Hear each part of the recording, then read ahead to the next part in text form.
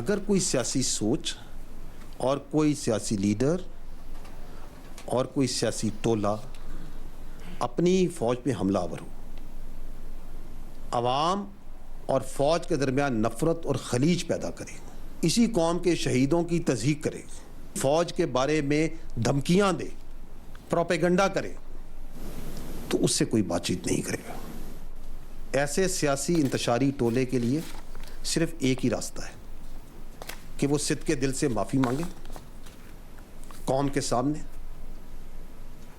और ये वादा करे कि वो नफ़रत की सियासत को छोड़ के तामीरी सियासत में हिस्सा लेगा। और वैसे भी जो बातचीत है वो सियासी पार्टीज़ को आपस में ज़ेब देती है, इसमें फ़ौज या इदारे बिल्कुल मुनासिब नहीं के बातचीत। सियासी इंतशारी टोले के साथ कोई बातचीत नहीं हो सकती। अफवाज पाकिस्तान के तर्जुमान DG ISPR का दो टोक मौक़िफ़।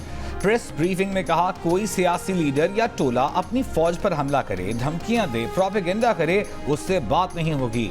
फौज ने अपने अंदर तो एहतिसाब कर लिया, 9 मई करने वालों और करवाने वालों का एहतिसाब क्यों नहीं हुआ?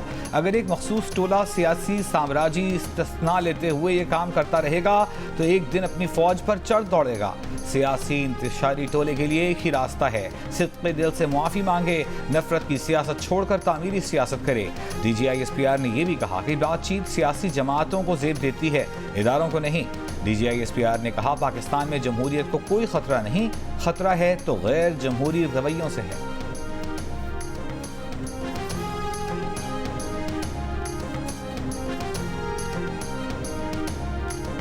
9 मई सिर्फ अफवाज पाकिस्तान का मुकदमा नहीं है, ये पूरे पाकिस्तान के अवाम का मुकदमा है।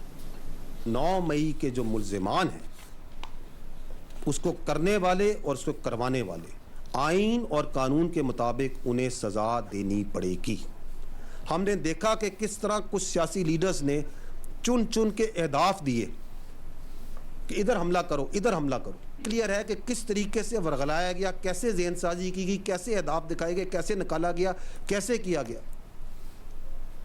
और उसमें अभी कन्फ्यूजन और हेज़ डालने के लिए कहा जाए कि जुडिशल कमीशन बना दें ताकि पता चले ये वाक़या हुआ है या नहीं हुआ, किसने किया। ठीक है, हम तैयार हैं, बनाएं जुडिशल कमीशन, लेकिन अगर जुडिशल कमीशन बनाना है तो फिर इस पूरे वाक़े की तह तक जाए। वो जुडिशल कमीशन इस बात का भी अहाता करे कि 2014 का धरना, उसके मकासद क्या थे। वो इस बात का भी अहाता करे कि पार्लियामेंट पे हमला कैसे हुआ और कैसे कराया गया। वो PTV पर हमले का भी अहाता करे, किस तरह 2016 में KPK के रिसोर्स से सरकारी वसाइल के साथ दारुल खिलाफा पे धावा बोला गया, 2022 में दोबारा इस्लामाबाद पे धावा बोला गया। वो ये भी देखें कि कैसे IMF को खतूत लिखे गए कि अगर हमने इन चीज़ों का अहाता नहीं किया, और चूंकि हमने नहीं किया तो फिर 9 मई तो होना था। 9 मई अफवाज पाकिस्तान का नहीं, पूरे पाकिस्तान का मुकदमा है। 9 मई करने और कराने वालों को आइन और कानून के मुताबिक सजा देना पड़ेगी। कंफ्यूजन फैलाने के लिए जुडिशल कमीशन बनाने का कहा जा रहा है। DG ISPR ने कहा कि अगर जुडिशल कमीशन बनाना है, 9 मई रोज़े रोशन की तरह आया है, जुडिशल कमीशन बनाना है तो इस बात पर बनाया जाए ये हो कैसे गया, ये बुराई यहाँ तक कैसे पहुँची।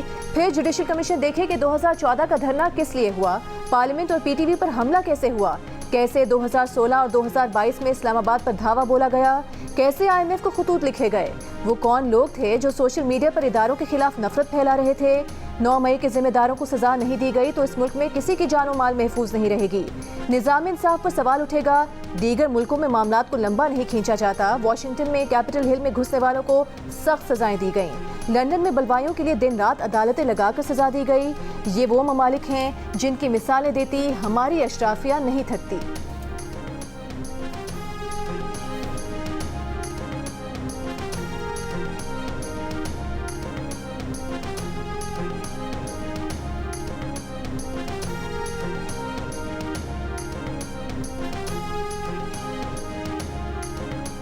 तो ये जो बयानिया बनाया जा रहा है कि 8 फरवरी में 9 मई गायब हो गया, गुम हो गया। 8 फरवरी को जो टर्नआउट था वो तकरीबन 47% था। उस पार्टी को पड़े 18.5 मिलियन वोट, जो कि कुल का बनता है 31%। तो 69-70% जो वोट पड़ा वो तो उस बयानिया को नहीं पड़ा। और अगर मैं इसको आबादी के तनासब से देखूं, पाकिस्तानी कुल आबादी का ये 7.5% बनता है मेरे भाई, तो 92-93% जो आपकी आबादी है उसने तो उस बयानिए के साथ नहीं खड़ी हुई। अगर आप देखें कि जिसने उधर वोट डाला उस कैंडिडेट को, उसके कैंडिडेट को, उस पार्टी के, क्या वो वोट फौज के खिलाफ और शहीदों के खिलाफ और इस मुल्क के दिफा करने वाले इदारों के खिलाफ था? क्या वह वोट 9 मई के जलाओ घेराव के हक में था? Absolutely not. DG ISPR Ahmad Sharif Chaudhry ने कहा है कि ये बात गलत है कि आम इंतखाबात में एक जमात को मिलने वाले वोट फौज के खिलाफ थे। 8 फरवरी को 47% वोटर टर्नआउट था। 6.5 करोड़ लोगों ने वोट डाला। मजमूई आबादी के सिर्फ 8% ने इस मखसूस पार्टी को वोट दिया। 92% आबादी ने मखसूस पार्टी को वोट नहीं दिया। ये भी कहा कि मखसूस पार्टी को मिलने वाले वोट 9 मई के हक में नहीं थे। कहा कि इलेक्शन में फौज की मुदाखलत का कोई सबूत है तो आईनी फोरम्स पर रखें। इलेक्शन में फौज का किरदार सिर्फ महफूज माहौल फराहम करना था।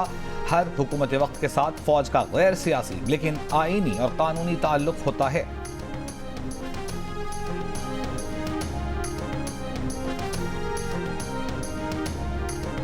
ये वो मजमूम सियासी सोच है जिसका मैं जिक्र कर रहा हूं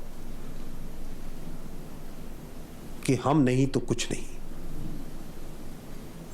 ये वही सोच है जो चाहती नहीं कि पाकिस्तान मुआशी तौर पे अपने पैरों पे खड़ा हो। क्या उन्होंने IMF की बिल्डिंग के सामने मुजाहरे नहीं किए? दुनिया भर ने नहीं देखे? क्या उन्होंने अमेरिका में लॉबिंग फर्म रख के अमेरिकन सियासत पे असरअंदाज होने की कोशिश नहीं की पाकिस्तान पे पाबंदियां लगाई जाए? तो जब वो आपके दोस्त बरादर ममालिक को, और वो भी सऊदी अरब जैसा मुल्क जिसके साथ मैंने कहा हमारा एक बाकी रिश्तों के अलावा एक मोहब्बत, एहतराम का, एक मजहब से जुड़ा हुआ, एक जज्बाती लगा हुआ है इस मुल्क के साथ हमारा, इस तरह की बातचीत करें तो इससे पता चलता है कि उनके लिए कोई हद नहीं रही। वो इस मुल्क की किसी वजह से ये चाहते हैं कि ये मुल्क मुआशी तौर पे हर लिहाज से नीचे जाए और उसके लिए कुछ करने को और कुछ भी कहने को तैयार है। अफसोसनाक,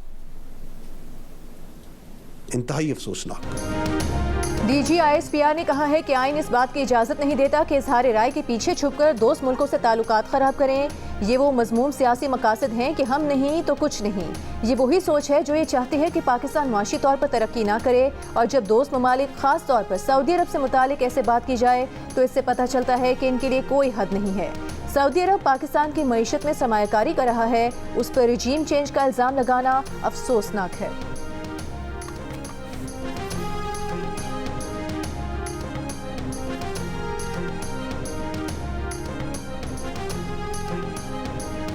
पाकिस्तान ने किसी मुल्क को फौजी अड्डे दिए हैं न दिए जाएंगे। DG ISPR का 2 टूक मौक़िफ़। कहा पाकिस्तान ने अफगान ट्रांजिट ट्रेड को कभी सियासी मकासद के लिए इस्तेमाल नहीं किया। तिजारत की आड़ में मनशियात, असलहा स्मगलिंग और गैर कानूनी तारिकीन के दाखिले की इजाज़त नहीं दी जा सकती।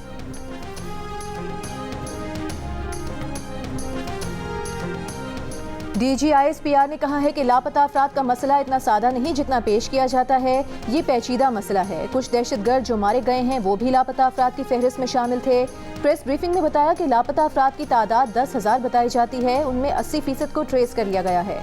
23% केसेस बाकी रह गए हैं जिन्हें मुतालिका कमीशन देख रहा है। उन्होंने कहा कि लापता अफराद के मामले पर प्रोपेगेंडा भी किया जाता है। माफियाज ने भी अपनी जेलें बनाई हुई हैं।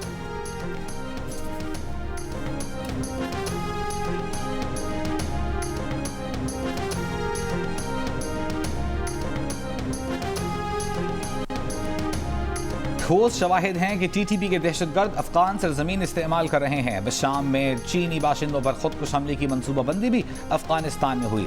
हमला करने वाला भी अफगान शहरी था। DG ISPR की प्रेस कॉन्फ्रेंस। कहा हमले का मकसद CPAC मंसूबों को नुकसान पहुंचाना और पाक चीन दोस्ती को सबूताज करना था।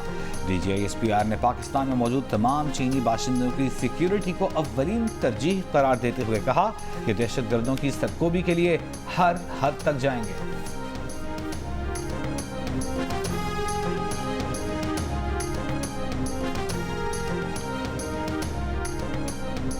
अदलिया में मुदाखलत से मुतालिक हाई कोर्ट जजेस के खत पर सुप्रीम कोर्ट में आज खुद नोटिस की समाअत के दौरान जस्टिस अतहर मिनल्ला ने कहा कि हम सच क्यों नहीं बोलते, हमें अदलिया में मुदाखलत को तस्लीम करना चाहिए। मुदाखलत होती है उसका इलाज बताएं, जो कि हाई कोर्ट के जज ने कहा है, जिस पर चीफ जस्टिस काजी फाइज ईसा ने कहा कि वो इस दलील से इत्तेफाक नहीं करते और वाज़े करना चाहते हैं कि अगर ऐसा है तो आपको यहाँ नहीं बैठना चाहिए।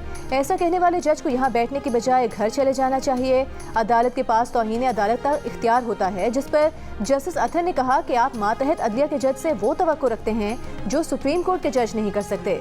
चीफ जस्टिस काजी फाइज ईसा ने कहा कि यहाँ उन्हें मुदाखलत करना पड़ेगी, आपको ये कहना चाहिए कि आपको यहाँ बैठने का हक नहीं।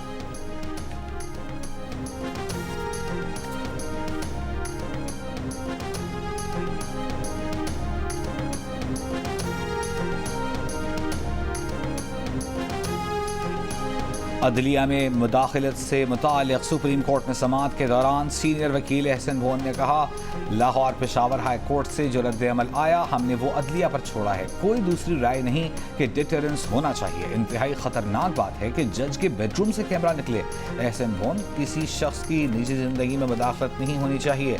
जस्टिस अतहर मिनल्ला ने रिमार्क्स दिए, हम खौफजदा क्यों हैं, सच क्यों नहीं बोलते, हमने 76 साल झूठ बोला है। 2018-19 में हाई कोर्ट का सबसे बड़ा चैलेंज उनके मसाइल पर सुप्रीम कोर्ट का खामोशी इख्तियार करना था। 2017-18 में हाई कोर्ट के आज़ाद जजेस को सुप्रीम कोर्ट की मिली भगत से चैलेंज किया जा रहा था। ये 6 जजों का खत एक मुसलसल अमल है जो न धरना फैसले से ख़त्म हुआ न किसी और इक़दाम से।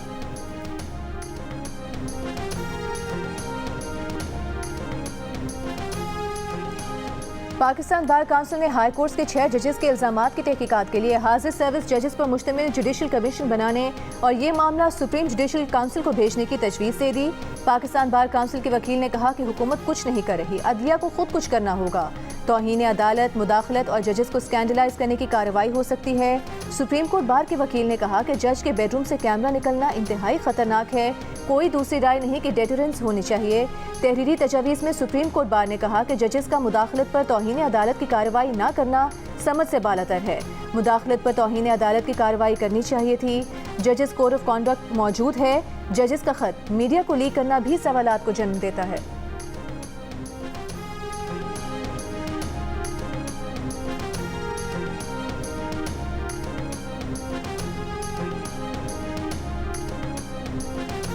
अदलिया में मुदाखलत से मुतालिक जजेस खत पर समाअत में चीफ जस्टिस काजी फाइज ईसा ने कहा, यहाँ पर एक कमिश्नर थे, उन्होंने झूठ बोला, उस कमिश्नर के झूठ को सब मीडिया ने चलाया, किसी ने कमिश्नर के झूठ से मुतालिक नहीं पूछा। चीफ जस्टिस ने रिमार्क्स दिए कि जजा सजा को छोड़ें, सच बोलना शुरू करें। कुछ लोगों ने सोशल मीडिया को कैप्चर कर रखा है, इसलिए लाइव समाअत कर रहे हैं कि सब देख लें। सऊदी अरब का एक डेलीगेशन आया था, जो हेड थे डेलीगेशन के, खाने पे जितनी तारीफ उन्होंने आप लोगों की की है, मेरा दिल खुशी से बाग बाग हो गया। इस तरह का तजुर्बा हमने पहले कभी नहीं देखा और उनका कि हम इंतहाई मुतमईन हैं, बहुत सेटिस्फाइड है और बड़ी खुशी के साथ हम वापस जा रहे हैं। और उसने कहा कि मैं जाके रिपोर्ट करूँगा कि हमने तो पाकिस्तान में एक नया दौर देखा है। वज़ीर आज़म शहबाज शरीफ की सऊदी वफ़द का दौरा कामयाब बनाने पर विफाकी वज़रा को मुबारकबाद। विफाकी काबीना के इजलास में कहा कि सऊदी वफ़द के सरबरा की तारीफ सुनकर दिल बाग बाग हो गया। वफ़द पाकिस्तान से खुश और मुतमईन होकर गया। सऊदी वफ़द के सरबरा ने कहा कि कदम कदम पर वज़रा जिस तरह गाइड कर रहे थे, उन्होंने ऐसा तजुर्बा पहले नहीं देखा। जाकर रिपोर्ट करेंगे कि पाकिस्तान में नया दौर देखा है। काबीना इजलास में गंदम दरामद स्कैंडल की तहकीकात का जायजा, मुल्क की माशी सूरत हाल पर भी तबादला ख्याल।